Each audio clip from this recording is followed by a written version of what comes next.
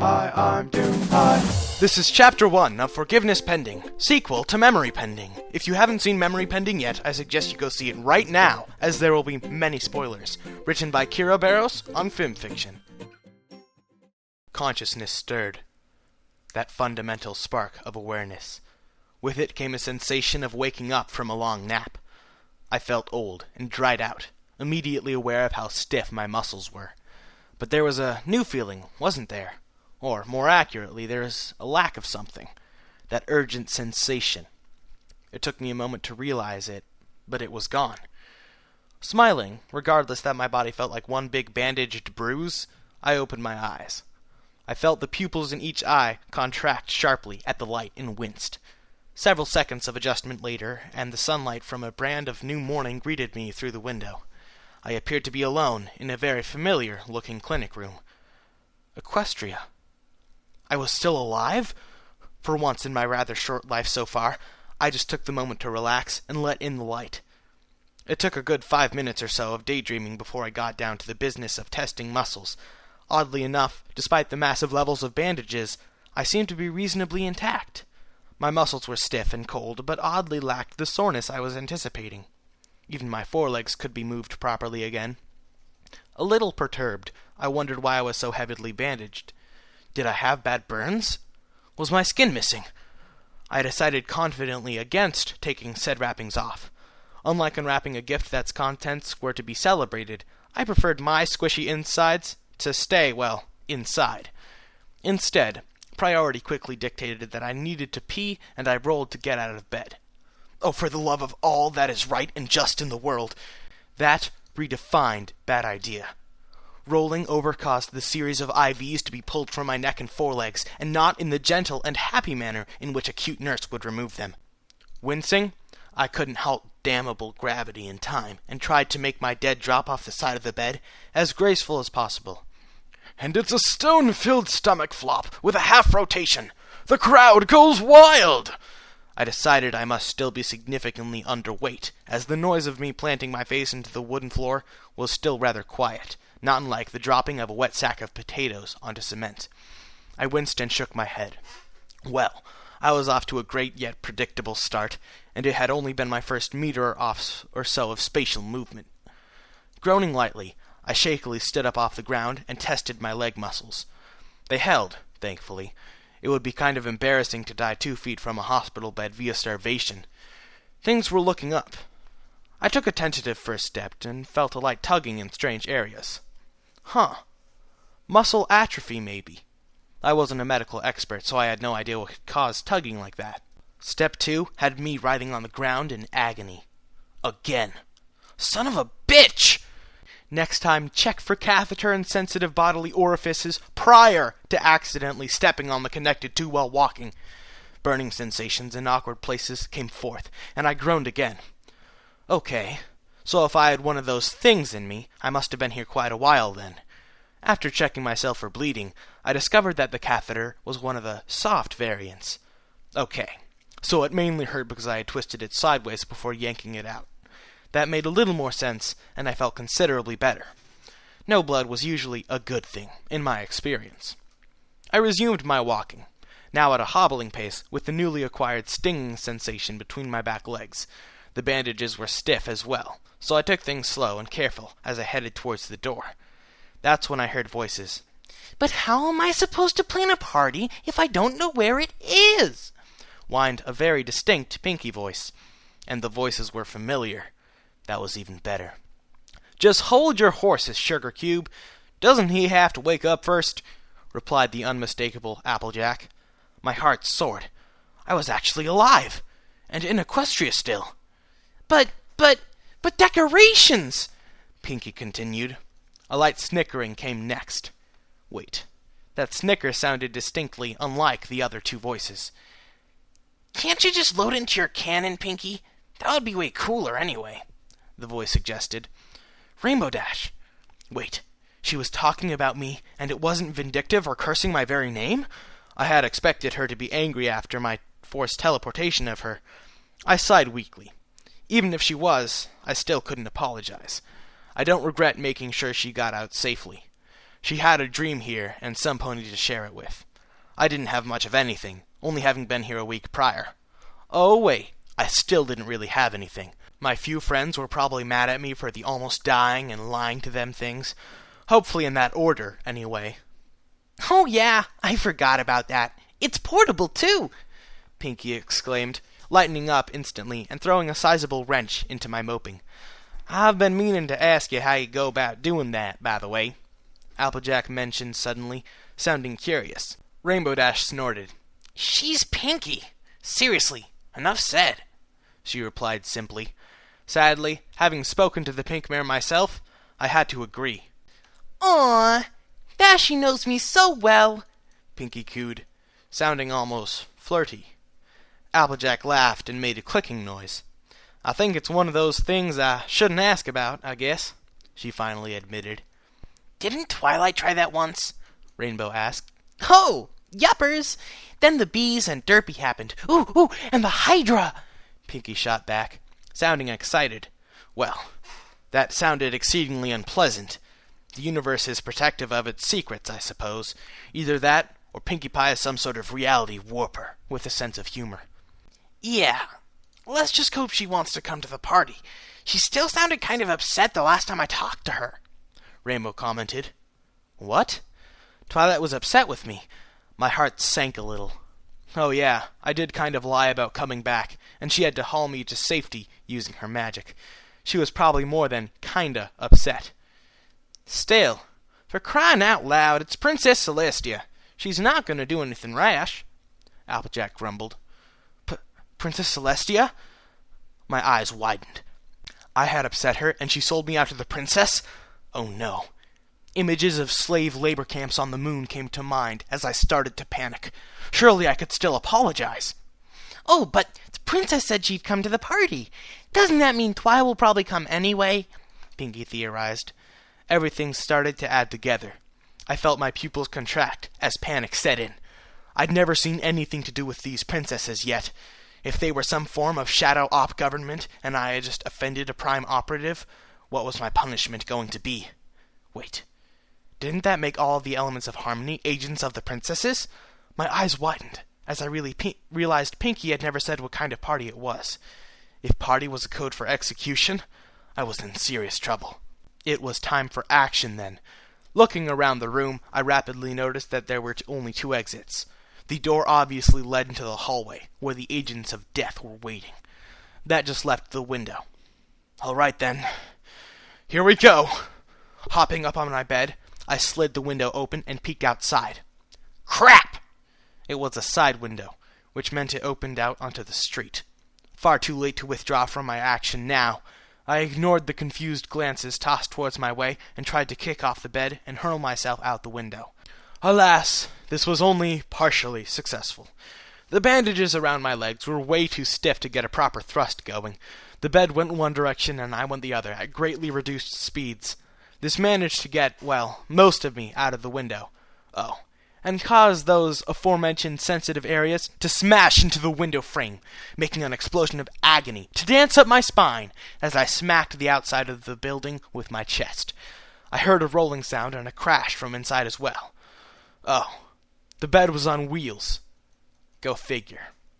I contemplated the areas of my escape attempt while hanging upside down by my back legs. That could have gone so much better. Moonmentor? I heard a soft yet innocent-sounding voice from somewhere in front of me. Twisting my head, I managed to see a very familiar white unicorn filly running up to me, purple and pink mane bobbing rapidly. Oh, hey, Sweetie Belle. Nice day, huh? I tried to distract, voice cracking towards the end due to disuse. She stopped a meter or so in front of me and tilted her head. Yeah. Do you need help or something? She asked quietly, looking perplexed. I was probably an amusing sight, wrapped up like a mummy and hanging from a window. What the hay's going on in here? I heard a very distinct Applejack shout from behind me. Oh crap! Kicking with my forelegs against the side of the building, I managed to vault myself off the window frame, flip once, and land gracefully on my butt outside. Sweetie Belle dove aside to avoid my descent and winced as I smashed into the ground. Ow! Sorry, Sweetie Belle. Gotta go. I apologized rapidly, before getting up and hobbling around to the back of the building, wincing the entire way. Damn these bandages. She looked surprised, but stood up again and followed after me. Wait, where are you going? She asked, as I took off across the street. Aside from being a tad stiff and now sore in uncomfortable places, I found that I could move as if uninjured, oddly. Why was I wrapped up then? Stupid bandages. They were more of a hinder than a help at this point. What? Horse apples! Where'd he go? I heard Rainbow Dash exclaim loudly, back at the clinic. I dove into an alley behind 2 houses and into a large pile of leaves I found, making sure to bury myself as best I could. Aha! Assassin's Creed! There was no time to get away. Much to my surprise, I felt someone messing with my tail a few seconds later. Oh no! It was outside the pile still. Even more surprising, they tucked it inside and covered it up. I saw a single leaf moved from my right eye, and Sweetie Belle smiled down at my panting form. You must be hiding from AJ and Rainbow, right? I'll help, she declared, looking like she was enjoying herself. This wasn't hide and seek. My life was on the line here. Shh! I need to get away from them. I need time to think, I whispered. She smiled and nodded, resuming covering me up with leaves. A short 10 seconds later, I felt something tiny and warm push up against my chest as she slid in and covered herself as well, going dead silent. Both of us held our breath, as hoof steps could be heard suddenly outside, walking across the harder dirt. Oh crap! How close were they? The hoof steps stopped out the street 3 meters or so away. I felt Sweetie Belle go rigid, and I swallowed, trying to control my breathing. What? The hoof prints stop on the edge of the grass here. He must have gone off between the houses and towards the woods, I heard Applejack reason, thankfully incorrect. How'd he get so fast? Dang, I'll take to the air and see where he is, Rainbow returned, before I felt a light breeze. Thank goodness she wasn't closer, or she might have blown away my hiding spot. A merry giggling followed with, Maybe he's playing a game, like tag or hide-and-go-seek. That would be really fun after being cooped up in that room for so long. Who knows with that crazy stallion?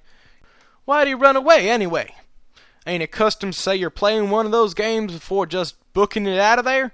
Applejack asked, sounding skeptical. Pinky snickered in amusement. It's fun either way. Maybe he just wants some alone time, Pinky offered, in a surprisingly lucid observation. The distinct sensation of her staring right at me suddenly came into being. Uh-oh. But why run away? He could have just said something, right? Applejack questioned. I don't know. Let's go peek in the forest. We can't turn him down if it's hide-and-go-seek, Pinky declared, as if it was a universal law. There was a light, accented groan, followed by, You really are kind of random sometimes. You know that, right? My blood turned to ice, and it felt like my heart stopped as Applejack walked towards our hiding spot slowly, hoof steps getting closer and closer, albeit muffled by the grass. Time seemed to drag forever at that singular moment. It felt like an eternity, but she finally passed us by. I watched the tip of her tail stir some leaves at the edge of our pile as she went. Thankfully, my eyes were amber instead of blue, like the rest of my color scheme. Blending in might be a little harder otherwise. I turned my visible eye forwards again. Then I froze as I saw Pinkie Pie looking directly at me. She wore a fascinated smile and surprised me by winking rather than sounding the alarm. Instead, she returned to her prior closed-eye smirk and pounced past, following Applejack. Do you think we can find him before Rainbow? She asked in a gleeful manner, as she disappeared from vision. What happened? Whose side was she on? Oh, you're on. I'll hound him down in no time, Applejack agreed, suddenly sounding excessively competitive. Whoa, was she always like that, or was it Rainbow bringing it out in her? But you're a pony, silly. You'd need to bark more if you were a hound, was the last thing I heard before the voices disappeared, at a surprisingly fast pace. Sweetie Belle and I didn't dare move for a good 10 minutes, however. The forest along the outskirts was peaceful, anyway. It was a chilly fall day, and the leaves were beginning to drift off the trees.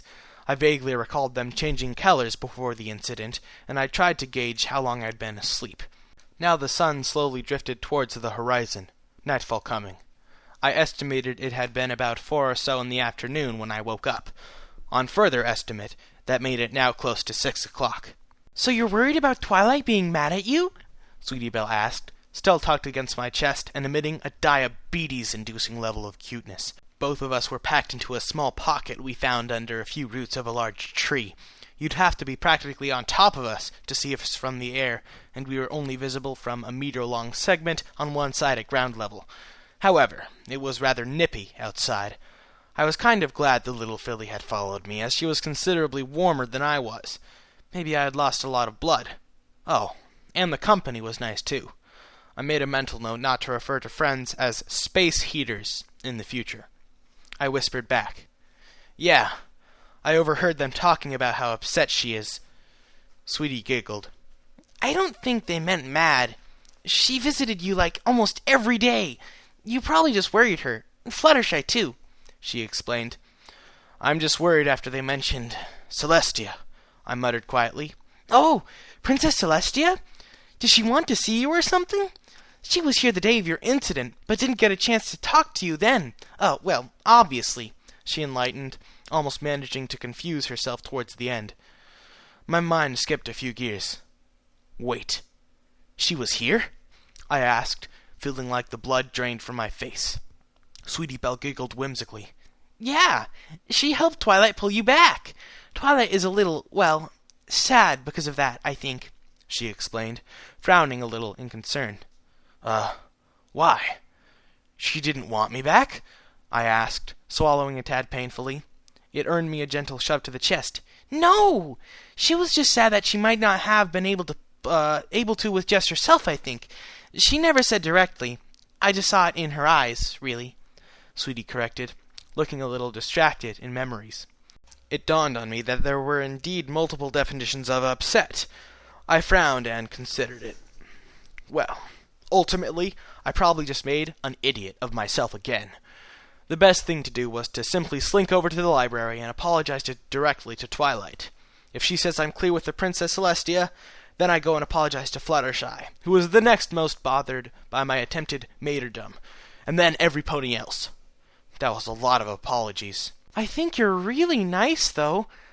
Sis says you're a dying breed or something like that, but I think you're honest and kind. I don't really understand, but you saved Equestria, even if it meant almost dying. Didn't you?" Sweetie Belle interrupted, knocking me out of my planning and earning a choked-back gag of surprise. "Oh, no, I'm no hero, Sweetie Belle. Well, we don't know how much danger Equestria was ever in, but I didn't want to take the chance. I muttered, trailing off and realizing the base facts. Sweetie Belle tilted her head and looked back up at me from her curled position. I sighed and shook my head. "I'm just me. I'm not important enough. I mean, risking all of Equestria just for me?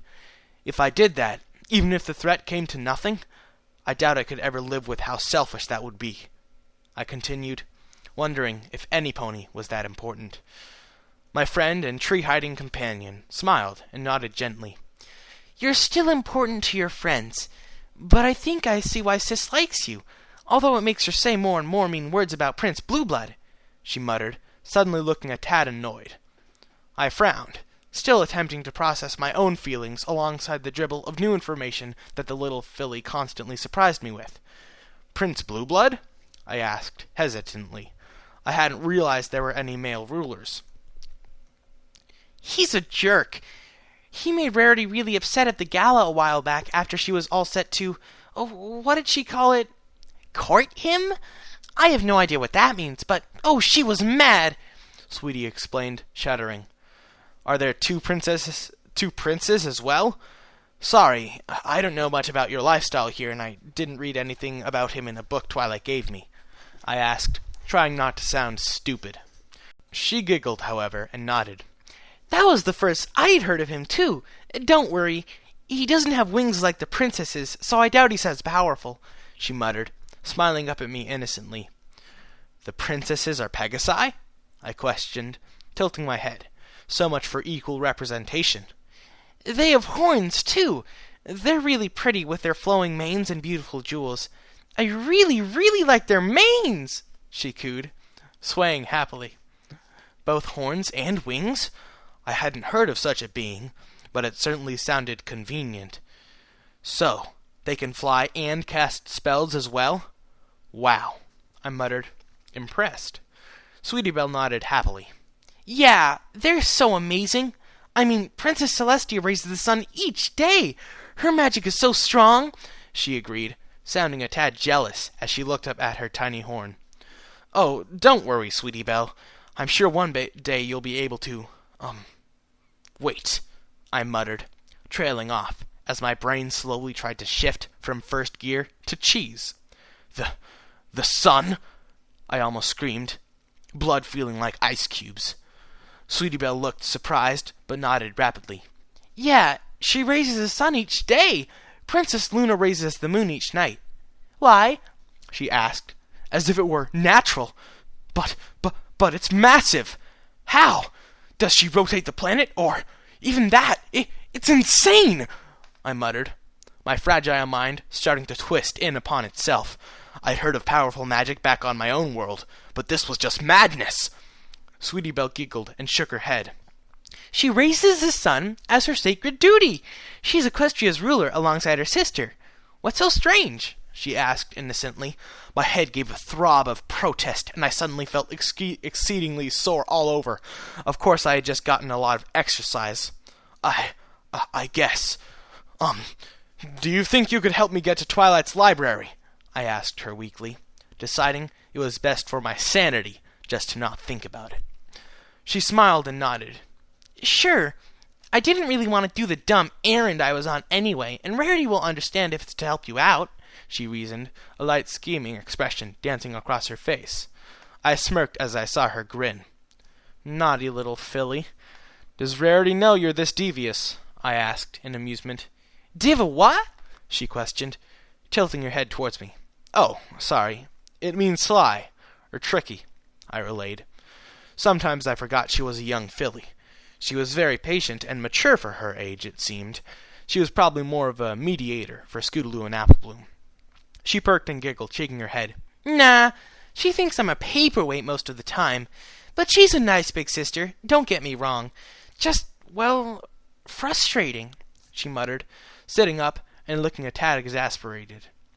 I nodded and smiled, trying to sit up too. I immediately smashed my skull into the underside of our tree nook and winced. Sweetie snickered in amusement before shaking her head at me.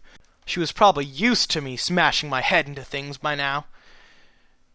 Do you have any siblings? She asked curiously, after a few moments.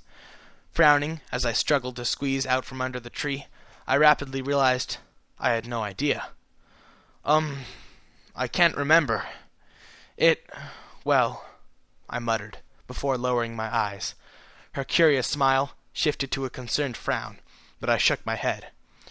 There's a lot I don't remember still, is all. I might have, but I don't know. Oh, I'm sorry. I forgot about what happened, she apologized, looking down slightly.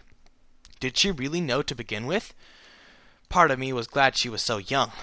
The concept of genocide was probably blunted on a lack of understanding. This world didn't need such concepts, and I wasn't about to introduce them.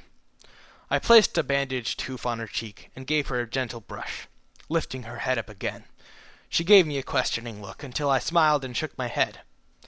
I'm glad I can stay in Equestria and not have to leave anywhere. You ponies are wonderful, without a doubt. Anything beyond that, it's all right, I assured her softly. She smiled, eyes softening before nodding and reminding, We'd best get to the library. I'll keep watch ahead of you until we get there. Wise. Rainbow was probably still in the sky, and who knew about Applejack? I didn't know where Pinkie stood still, so that was kind of like a rolling die. Of course, Sweetie Belle was probably right. This was all a misunderstanding, more than likely. I guess I'd find out once getting back to Twilight. Slowly, as I was quite tired and sore at this point, I headed after the little unicorn filly as she rolled across the ground stealthily. She tumbled from tree to tree ahead of me, peeking around the sides cautiously. I didn't have the heart to interrupt her playtime with the fact that her jolting motions were probably far easier to spot from the air. Thankfully, my bandages were now far from white, after all the dirt and grass got involved, and were fairly good camouflage. Regardless, town was actually only a quarter of a mile away, and we made it back within 10 minutes or so, at my current stunted pace. Sweetie Belle slunk along between a natural alley leading up to a side street. We'd have to slip between two houses and across the street in order to reach the library. She scouted ahead, striking me as a little obvious with her ninja poses, but she was way too cute to tell off. I slipped behind a dilapidated rain barrel, while she slipped closer to the street to peek around. That was a fairly obvious choice, as she was far less suspicious looking than a walking lump of dirty bandages. Still, I felt a little bad that she was putting her own neck out for me. Sadly, she didn't quite make it to the street before freezing. My eyes widened, and I dove into the overturned barrel instead, peeking through a crack in the bottom of it. It was probably the crack that earned its retirement. Sweetie Belle slowly started to back up into the alley, but it was too late. The orange earth mare with the blonde mane had already spotted her and trotted over. Crap! Oh, hi there, Sweetie Belle. You're looking mighty dirty. Can I talk to you for a minute or two? Applejack asked, sounding friendly enough. I started running escape plans through my head just in case. Sweetie laughed nervously alongside her and nodded. Well, yeah, no, I don't mind, of course, she hastily returned. I made a mental note that the filly was terrible under pressure, for future reference. You all right? Come to think of it, your sis mentioned that you were missing a few minutes ago. Hours late for a shopping trip, I reckon. Where you been? Applejack asked, getting a concerned look on her face. Oh no, Sweetie Belle was getting in trouble because of me. Oh, well, I saw a frog that was lost, so I had to get it back to its stream, of course, she rapidly lied. Did it have to be a frog? Applejack momentarily looked confused, but it didn't last long. Her eyes narrowed as she lowered her face to the little filly. You're acting awfully suspicious, Sweetie Belle. You haven't happened to see Moonmender around, have you? She questioned, eyes scrutinizing the unicorn filly's every movement. I couldn't let Sweetie Belle get in trouble over me. My mind rapidly tried to think of a way out, when I felt the light pulse in my left front hoof. What was that? Extending my awareness to it, I lifted the bandaged hoof up to my face inside the barrel. It was only lightly wrapped, with tufts of light blue coat coming out from around the edges of the bandage. Did that mean it was in better shape? I felt out what that pulse was, and was surprised at the ease of my scanning system. The magic flowed through me gentler now, as if water going through carved grooves, rather than trying to splash around rocky crags. To my curiosity, it drew easily into my left hoof, far easier than any place else in my body. A memory stirred in me. This hoof? Sweetie backed up, bumping against the front of the barrel. I haven't seen him. Why? She asked weakly, averting her eyes. You don't seem surprised he's up and about. You're not fibbing, are you, Sweetie? Applejack asked, advancing again. No, I had to do something. This hoof. A flash of pained memory slipped through my skull, as images of splitting it into the shape of the creation symbol and igniting came forth. Ignoring them, my mind pushed the magic forwards as if muscle memory. Alteration. It was basic magic that focused on changing things. As an engineer, I'd been really good at it. Still, I didn't have much to work with. A master blacksmith can only do so much with crude iron. The hoof began to glow as the symbol carved into it lit up with my magic. The bandages unwound themselves and drifted away from each side in midair, causing me to smile. They had been touching the symbol, so I could use magic on them. I could use magic on things that touched the symbol. Sweetie continued to stutter. You have seen him. Where is he? You know what bad lying fillies get? Applejack warned. I pushed the symbol into the old wood of the barrel. The magic was there. Not the same as a unicorn's, and nowhere near as strong as Twilight's in any sense, but it was uniquely mine. My mind touched upon the symbol on my hoof and flooded out into the wood and iron of the barrel alongside the lines of magic. Gravity, inertia, thrust, motion, all of these things needed to be modified. But Applejack, I just wanted to... Sweetie Belle muttered weakly. Applejack just started to step forwards and lean closer when the barrel I was in exploded into movement. I popped out of the top as it split in half, the tightly woven boards that made up the sides coming undone and expanding rapidly into a platform and 6 crude legs. The orange mare looked more than a little startled as I changed the barrel. Taking advantage of her surprise, I sprung forwards using the walking platform and scooped up Sweetie Belle off the ground just as she was starting to turn to look. She yelped, but I nudged her behind me as the top of the barrel folded partially back around us, forming a protective shell. "No, I can't let you punish Sweetie Belle. She was only trying to help me," I warned, scowling at the gawking Applejack. Not giving her time to recover, I folded the top back around us and ordered the platform down the street at full speed. 6 legs, made of iron and wood, carried us like a giant beetle towards the library. "Whoa, cool!" Sweetie muttered, as she looked closer at my glowing hoof pressed against the boards. Well, that wasn't muttering, but whatever. I kept my breathing under control, and slowly focused on dodging surprised ponies as I headed for the library. "Sorry, excuse me, coming through," I called out as I swerved and trotted around the clusters in the street. They seemed largely surprised at my makeshift transportation, but were oddly not that panicked. Of course, I was going out of my way to miss them and apologize, so they probably assumed there was little danger. Or they were so jaded by the normal happenings in town that they really didn't care about a reasonably non-violent one. "Mander, hold up a bit, would you? I just want to talk to you!" Applejack shouted, as I heard a galloping noise from behind me. Damn, she was fast!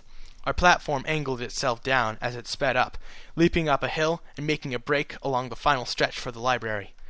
"Will you wait up?" I heard her shout, more irritated now. An impossibly powerful impact hit the right back leg a second later, splintering the wood as if it were twigs and causing us to spin violently. Sweetie yelped, but I caught and steadied her with my right hoof, forcing more energy through my left. We leapt after one full rotation, using the energy for her kick to propel us at the door. 2 tiny shields formed into the platform's outstretched right leg, and I spun them as they contracted the door handle. The door popped open in the same instant we crashed into it. I kept a firm grip on the door as we slid across the now familiar wood flooring. Pivoting, we rotated as the door reached a maximum angle, and I used our backwards rotation to slam the door shut. Focusing, I rapidly started engaging every lock I could find on the door. All right. You don't need to slam the door. I'm coming." I heard a rather annoyed-sounding Twilight call from upstairs. Oops. I rotated the platform around while peeking through the crack in the front, just in time to see Twilight come down the stairs. She gave us a look of shocked horror shortly before her horn started glowing. Uh-oh. And that is the end of Chapter 1 of Forgiveness Pending. What a great first chapter. Interesting use of magic. The next chapter will be coming out next week, and until then, goodbye, every pony! She smiled, eyes softening before nodding and reminding. We'd bet